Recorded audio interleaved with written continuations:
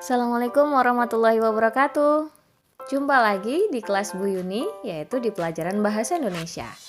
Dalam video kali ini, mari kita pelajari struktur teks pidato persuasif. Untuk kalian yang belum menonton video belajar berpidato, metode dan jenis, kalian harus tonton dan pelajari terlebih dahulu agar pemahaman tentang materi pidato lebih lengkap.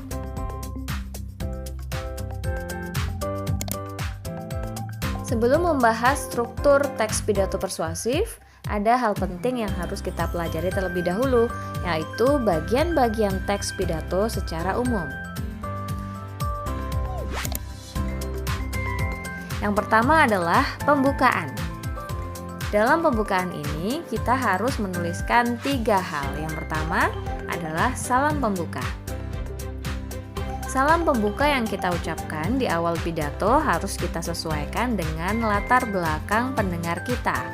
Misalnya, jika semua pendengarnya Muslim, kita bisa mengucapkan Assalamualaikum warahmatullahi wabarakatuh. Nah, jika semua pendengar yang hadir punya keyakinan yang beragam, kita bisa mengucapkan salam dari setiap agama sekaligus. Misalnya, Assalamualaikum warahmatullahi wabarakatuh.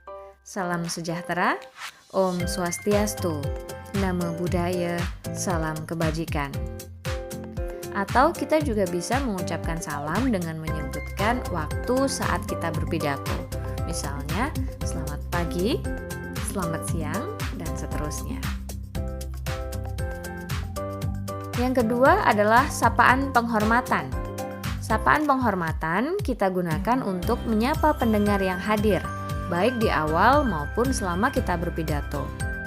Pada awal pidato, kita harus memberikan sapaan penghormatan, terutama untuk pendengar-pendengar khusus yang hadir. Kita harus menyapa mereka dari yang paling tinggi status jabatan atau usianya, dan akan lebih baik apabila kita menyebutkan nama dan gelar mereka. Misalnya ketika kita berpidato di acara sekolah.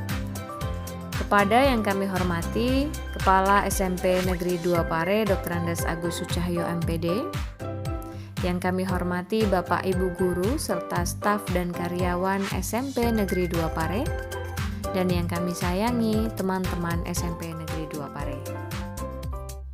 Sapaan penghormatan juga bisa kita sebutkan di tengah-tengah pidato kita, misalnya, hadirin yang saya hormati, hadirin yang berbahagia.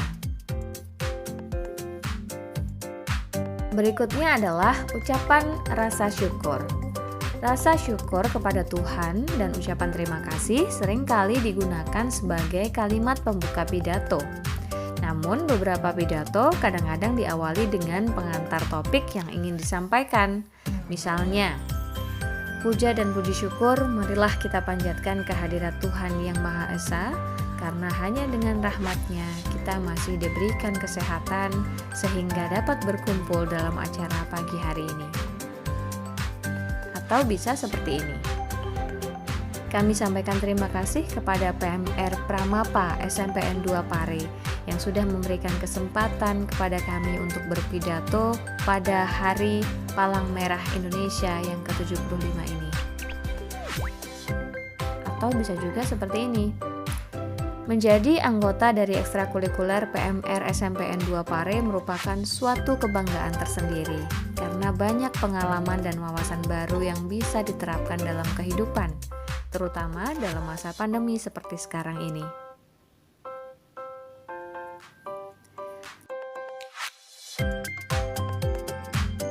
Bagian yang kedua adalah isi. Pada bagian ini, kita harus menuliskan 3 hal.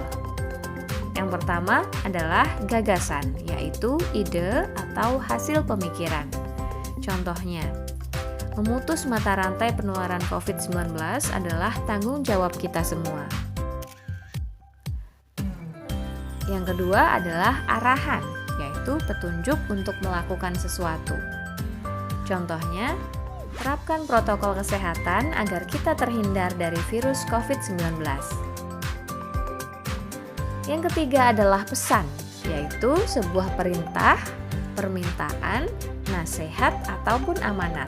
Contohnya, selalu gunakan masker dan jaga jarak dengan orang lain untuk menghindari penularan COVID-19.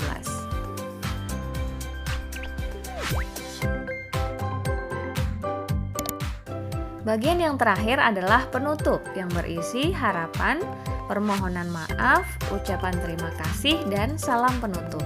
Mari kita lihat contohnya. Semoga apa yang kami sampaikan dapat bermanfaat bagi kita semua. Dengan menaati anjuran pemerintah dan selalu disiplin melakukan protokol kesehatan, kita turut membantu memutus mata rantai penularan COVID-19. Demikian pidato kami. Mohon maaf atas segala salah dan khilaf. Terima kasih atas perhatiannya. Wassalamualaikum warahmatullahi wabarakatuh. Selanjutnya, mari kita lebih fokus pada teks pidato persuasif. Ini dia strukturnya. Yang pertama adalah pernyataan posisi. Pernyataan posisi berisi pendapat atau pendirian yang diambil penulis terhadap suatu persoalan. Misalnya ketika kalian berpidato dengan topik COVID-19, kalian harus menjelaskan bahwa kalian berbicara mewakili siapa dan berpendapat apa. Contoh dalam pidatonya seperti ini. Sebagai siswa yang harus terus belajar, sudah sepantasnya kita turut memberikan contoh dan edukasi kepada masyarakat tentang bagaimana cara memutus mata rantai penyebaran COVID-19. Struktur teks pidato persuasif yang kedua adalah tahap argumen. Argumen perlu dikembangkan dan didukung secara logis, dibuktikan dengan alasan, fakta, contoh-contoh, bukti pakar, informasi statistik, kutipan, tabel maupun gambar. Hal ini agar argumen yang diberikan dapat meyakinkan pendengar. Penulis atau pembicara dapat mengurutkan argumen baik dari yang paling kuat atau dari yang paling lemah.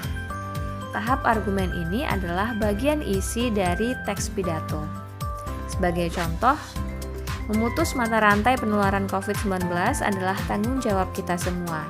Caranya adalah dengan menerapkan protokol kesehatan, seperti selalu memakai masker jika sedang keluar rumah, sering mencuci tangan, dan menjaga jarak dengan orang lain minimal 1 meter. Menurut Organisasi Kesehatan Dunia (WHO), hingga kini belum ditemukan vaksin COVID-19. Untuk melawan virus ini, cara terbaik adalah dengan mematuhi protokol kesehatan.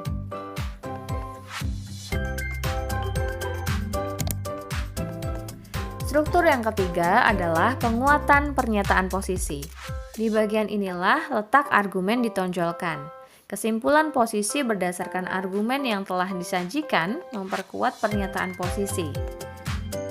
Hal yang harus kita perhatikan dalam memperkuat posisi, yaitu dengan menggunakan suara yang berbeda atau intonasi, mimik wajah, dan gestur tubuh.